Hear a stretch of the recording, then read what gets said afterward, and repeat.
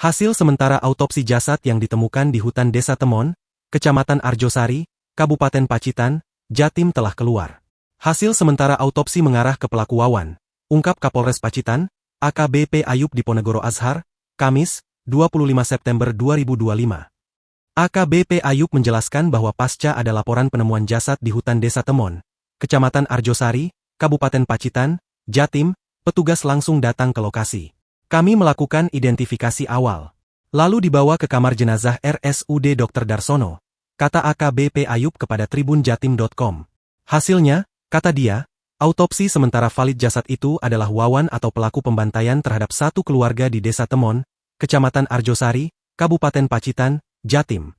Tetapi kita tetap menunggu hasil autopsi resmi dari Inafis Satreskrim Polres Pacitan dan pihak RSUD Dr. Darsono Pacitan Yambak, papar AKBP Ayub.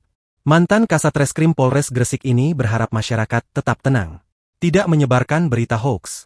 Jangan panik ya, silahkan melaksanakan aktivitas seperti biasa. Sambil menunggu hasil autopsi resmi dari Inafis Satreskrim Polres Pacitan dan pihak RSUD Dr. Darsono Pacitan, pungkasnya.